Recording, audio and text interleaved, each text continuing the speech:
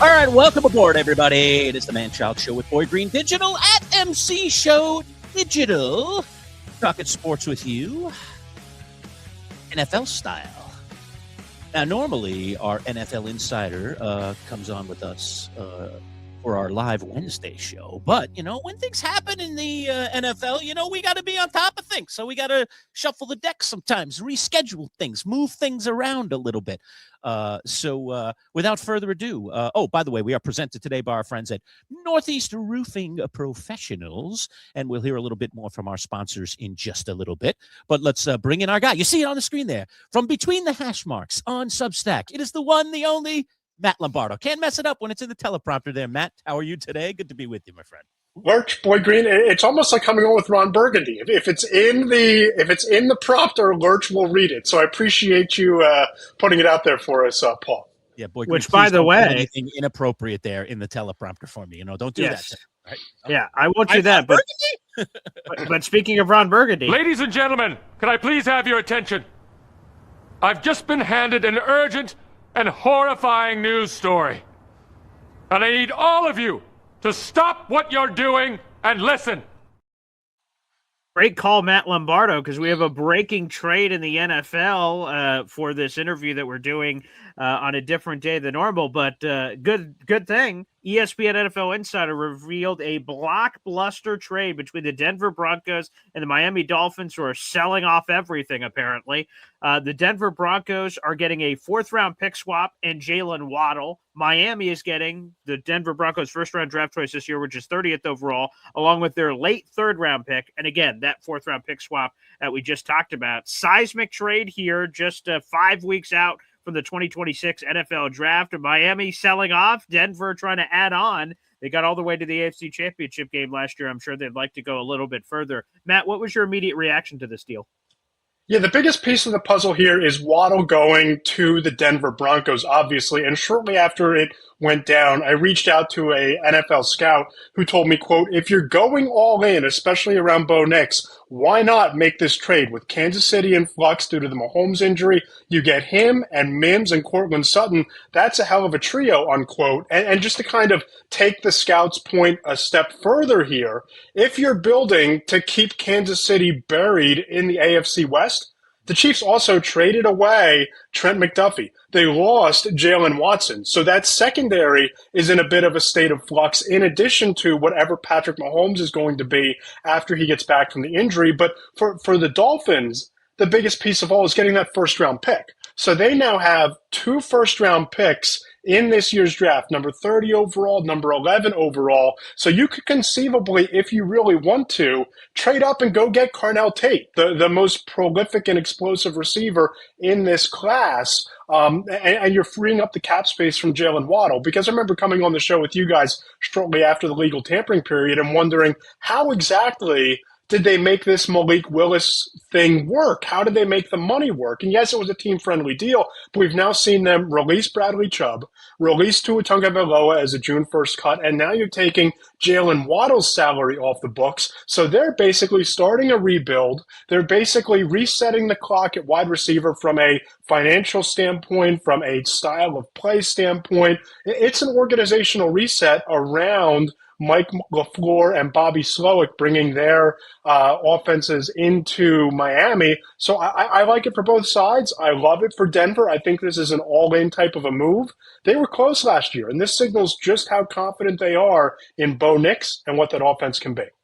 And Matt, a trade like this, especially because it involves a high-level wide receiver, brings us back full circle to what's going to happen eventually with A.J. Brown. I mean, reports out of Philadelphia are they think he's not going to play there this year. So obviously there's a trade coming. And if there's a trade coming, how does this Waddle deal, including a first rounder and some pick swaps here, how does that affect A.J. Brown's value? Because certainly you could make the argument that Brown might be a better receiver than Jaylen Waddle. Let's talk about that. Yeah, I don't think there's an argument to be made. I think it's a known fact that A.J. Brown is a better, more complete wide receiver than Jaylen Waddle. I noted yesterday, especially after the reporting from Diana Rossini from The Athletic, that trade talks had kind of cooled over the last 24 to 48 hours. I noted that this is more likely to happen now in June, because in June, the cap hit is significantly lower for the Philadelphia Eagles. And if you look at the 2027 NFL draft class, it is widely viewed at this point as a significantly deeper, significantly more talented draft class than the 2026 class. The Eagles already have 11 draft picks next year. So I could see a scenario where Howie Roseman flips A.J. Brown for a first-round pick and a third-round pick to a team like the New England Patriots, who might still be in the mix. If the Buffalo Bills can get their cap situation fixed between now and the beginning of June, he makes an obvious top of the depth chart receiver option opposite of DJ Moore. And the Los Angeles Chargers, to me, are still the team that's kind of hanging out there. They have the cap space. They have the need to build around Justin Herbert. So I think that this is more of the trade talks being paused, and they probably always made more sense in June rather than now, given the hit against the salary cap. But I just don't know. It's not just about the offense being broken in Philadelphia last year, and I've had executives in other buildings suggest to me that a big reason for that was the Eagles trying to funnel the ball and force targets to A.J. Brown. It's not just about those issues, but if you're A.J. Brown, I don't know how you go back there after the organization hasn't really put out that you're not getting traded. You've had your name circulated and floated all offseason. I think it's a broken relationship. I think he does get moved, and I think that all signs are pointing to this happening sometime in June rather than in the immediate future. More breaking news in the middle of this podcast on this very conversation. Not enough to get Anchorman and Ron Burgundy back out, but the Eagles are signing Hollywood Brown to a one-year deal with a maximum value of $6.5 million, according to NFL insider Jordan Schultz. Could this be a breadcrumb towards the A.J. Brown? Because they have Devontae Smith. Hollywood Brown is a very intriguing name. He's no A.J. Brown, of course, but could this be setting up the move before the move, Matt Lombardo? I could see it. I think more likely it's a replacement for Jahan Dotson, who signed with the Atlanta Falcons early in free agency. He was their clear-cut number 3 wide receiver. I look at Hollywood Brown. At this stage, I think he's more of a piece versus being the missing piece. But I think it's one of those moves where we could look back on it and say, okay, the Eagles signed a wide receiver that could replace A.J. Brown, and ultimately it makes Devontae Smith even more important, more valuable, and the re-signing and the extending for another year of Dallas Goedert even more vital for what this offense is going to become under Sean Mannion in that system where we saw in Green Bay so much of it funneled through the tight end, so much of it funneled in that intermediate passing game. Hollywood Brown might be a fit to thrive in that type of a scheme.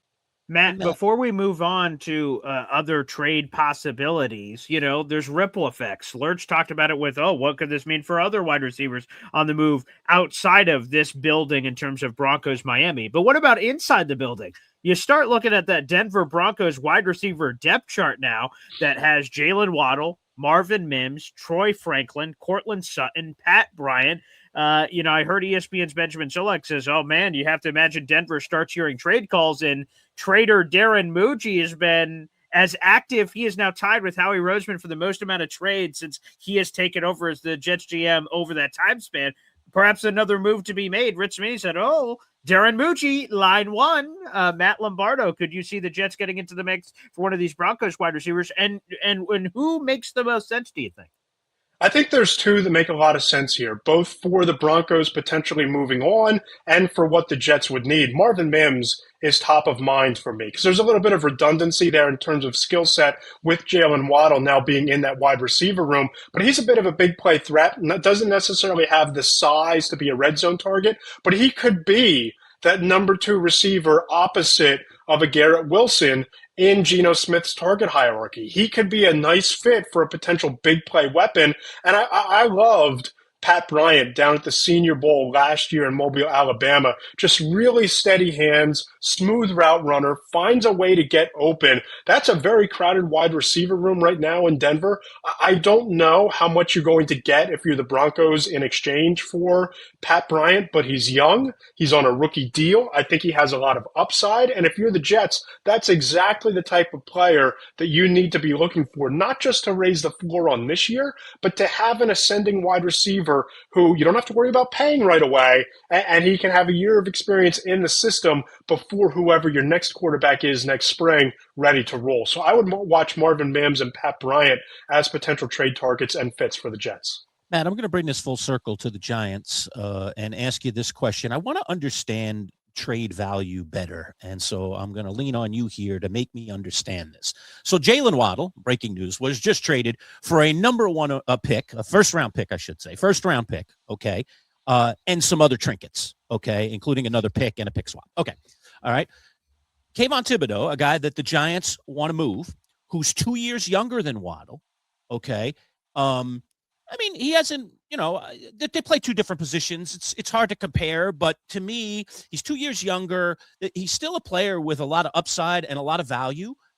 He's been playing on a lousy Giants defense for all the years that he's been playing. We haven't been good in years, especially on the defensive side of things. He gets put on the right team in the right situation. I could see him thriving. And yet the Giants are being offered, from everything that I've been told, a pittance for this guy. How does Waddle get first-round value plus additional picks? And we're talking about a fourth or a fifth rounder are the kinds of things that I'm hearing for Kayvon Thibodeau. We can't even get a second rounder for a guy that was picked in the top 10. Okay. Top five. Just a few years ago. Top five. Thank you very much. Top five just a few years ago. Help me understand. Why do certain guys have more trade value than others? And we can use this as a living, breathing example. Yeah, I think that right now the Giants are a bit of a victim of timing and circumstance. Right? Because if you look around, if you're 31 other teams and you see Brian Burns and Abdul Carter as the future, and you know that the Giants are at minimum shopping Kayvon Thibodeau, potentially primed to move on if they don't sign him to a long-term extension, you might be inclined to lowball them or just wait. If they're not going to re-sign him, you can get him as a free agent, I believe, after this season if the Giants don't bring him back. And then the second thing here is, let's just take a step back and look at the pass rush market this offseason, right? You saw Trey Hendrickson command top dollar from the Baltimore Ravens. You saw Jaylen Phillips net $80 million fully guaranteed from the Carolina Panthers. You saw Odafe Owe get something like $30 million fully guaranteed from the Washington Commanders. You saw Arnold Ebiketie wind up with the Philadelphia Eagles on a one-year prove-it deal. Josh Sweat has requested a trade. He's a Pro Bowl caliber player with a track record of consistent double-digit sack type of seasons. It's a really crowded market, and I think that teams look at Kayvon Thibodeau and they just don't look at him in that same mix, in that same mold as some of those other players that might command a top contract and might command a first-round pick. I've had scouts tell me that they think he has all the tools, but he needs to bulk up and get a little bit stronger to be more of a complete player. I think that they'll eventually, if they're intent on moving him, the asking price will come down, and maybe they'd move him for a fourth or a fifth, but I just don't know that he commands more than that given market circumstances and how this offseason has shaped up on the edge rush market. And Matt, I think it's fair to say Kayvon Thibodeau's a bust, because if the Giants end up getting a fourth or fifth rounder for him after 4 years of service, it's a bust. He's a top five pick. That's a bust. There's no other way to categorize that. He might not be of epic proportions like Evan Neal, okay, but he's a bust. Simple. And beyond that, you also invested the number 3 overall pick last year in Abdul Carter because you weren't comfortable with Kayvon Thibodeau as your future at that position. So you're giving away a top 5 pick for a penance or a comp pick, depending on how next offseason plays out if they don't trade him. And you're investing a number 3 overall pick in the position to replace him and upgrade from him. So, yeah, I think that that's a really fair assessment, and it's a lot of sunk cost for a player who didn't quite work out. Yeah. We're talking with Matt Lombardo, our NFL Insider Manchild Show with Boy Green Digital at MC Show Digital. Please click the subscribe button on our YouTube channel, and you can also, if you're already subscribed, become a member. You see the scrolling ticker below to get membership. It's simple. You subscribe and then click join. And also the store is open, for crying out loud, Matt. I'm running the store. I'm a storefront owner now on the digital side of things. We now have a store on Etsy, and you can buy, dare I say, cool merch like the coffee mug that I'm drinking out of today that has the 12th MC logo on one side and the Manchild Show with Boy Green logo on the other. Comes in all kinds of colors and shapes and sizes. So check it out on our Etsy store, which is always in the link on our YouTube page. So very, very simple to just look in the comments right below on our homepage of our YouTube. All right, let's take 30 seconds here from our friends at Northeast Roofing, and then we're back. More questions with Matt Lombardo. Stick around. Finding the right local roofing company can be tricky. You don't want to hire the wrong roofers, or you could end up spending a fortune on repairs. The pros at Northeast Roofing Professionals can ensure your home is protected by a strong and sturdy roof. Locally owned and operated, over 30 years experience, free estimates, and competitively priced. Don't settle for an inexperienced roofing contractor. Turn to Northeast Roofing Professionals. Discounts for military and first responders. Reach out and let them put a sturdy roof over your head. NERPCNY.com. NERPCNY.com. All right, we are back talking with our NFL insider, Matt Lombardo. Manchild Show with Boy Green Digital at MC Show Digital, our YouTube handle. Boy Green, you fire off the next question. Go ahead. Yeah, I want to swim in these Eagles' waters. Dallas Goedert ends up going back to Philadelphia, and they kept pushing back this void date over and over and over again. And you know, Dallas Goedert is a fine player. It's not that I have some hankering for discussing Dallas Goedert, with all due respect, but I hear that there is a ripple effect to the A.J. Brown trade, and because of the Dallas Goedert deal, an A.J. Brown trade is now more possible. Matt, can you explain this a little bit? I have not dove into that pool all that much as of yet, but if I were a guessing man, it has to be the way that they structured the Dallas Goedert contract, right? It had to be some way that they were able to get him back without guaranteeing all that much money or anything of those likes. And I also think that from a scheme standpoint, Dallas Goedert is a big piece of the puzzle. He led them in red zone touchdowns a year ago. And I think that if you can keep that piece of the puzzle, that key weapon for Jalen Hurts in the fold, it makes you feel less necessary to bring A.J. Brown back because you have that weapon in Goddard sticking around. By the way, I just got this nugget in that the Dolphins, because of that. No, not breaking news. Not breaking news. Sorry, I know. I guess I got to be a little bit more careful with looking. We could not have timed this segment any better, could we? I know. This is unbelievable. Not breaking news here, but just the fact that now there are teams, 5 teams with multiple first-round picks in the 2026 NFL draft. So you just sort of have that drama. Obviously, the Dolphins acquiring that additional first-rounder from Denver. They're now the 5th team. You know, it's unbelievable. Now all these teams that now control power. I was just sharing that nugget. They're just a lot of teams buzzing about it on social media. Go ahead. And what a year! Crosby deal is stuck. It would have been 6. Go ahead, Matt. I'm sorry. Would have been 6. And what a year for that to be the case. It's even more fascinating because there's only one quarterback. In any other year, you would look at this and say, okay, there are going to be a lot of teams storming the gate to get into the top 5 to draft a quarterback. But with Fernando Mendoza going to Vegas, you're going to have a lot of teams either loading up on 2 blue chip prospects with that 5th-year option as a first-round pick, or it wouldn't surprise me to see teams start to flip some of these picks to move back and get a first-round pick in next year's draft because it's so much deeper, because there are quarterbacks there. So if you're a team that's on the cusp of contending and you see an edge rusher who's dropping a few spots, you might want to trade up and include a 2027 first-rounder because you're going for it right here and now, where a team with 2 first-round picks can benefit more so in a way than a team with just 1 could. So I think it's going to be a fascinating draft night, and I think it's going to be one of these years where we might set a record for the number of trades that happen inside of round 1. Yeah, Boy Green doesn't want to hear that. His Jets already have multiple picks in the first round next year. Matt, look, free agency is still bubbling. There still are moves to be made. And as we saw, trades to be made, as we saw today with this Jaylen Waddle breaking deal. Who's really hit it out of the park to you in free agency so far? What's a team that has really, really improved its stock or really, really done this well so far in free agency?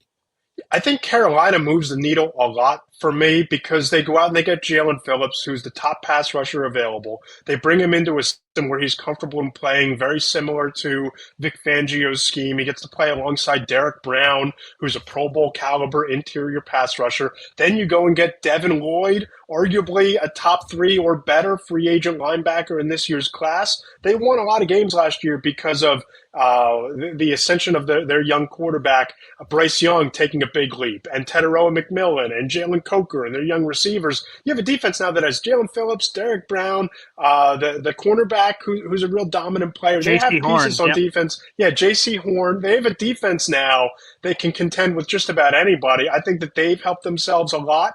I look at what the Jets did.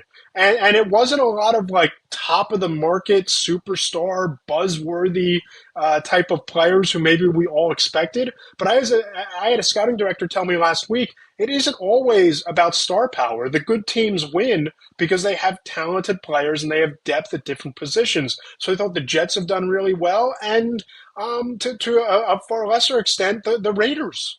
I mean, the Raiders are acting like a very competent organization. You get an all-pro caliber center in Tyler Linderbaum, who sets the foundation of that offense with Ashton Genty, who, couldn't run 6 inches without getting hit in the backfield last year. A competent center for your incoming rookie quarterback. You get Quay Walker and Nakobe Dean at linebacker. You're building your defense from the middle backwards. I like it. I like what they did in Vegas. I think they got better. And I like this big move, this trade today by the Broncos. It's a bet on Bo Nix. It's a bet on staying at the top of the division. So those are probably the teams that I think have helped themselves the most. Hey, here's the last one for me, Matt Lombardo, and appreciate you joining us, as always, our NFL insider between the hash marks. What's the latest you're hearing on Max Crosby? I mean, it was seismic, the trade rumors all offseason. It was seismic, the trade that lasted 5 seconds, and then the cancellation of said trade. And now people still saying that maybe they're interested. Does he still get moved? Does he play for the Raiders? What's going to be happening over the next couple of months here with Max Crosby?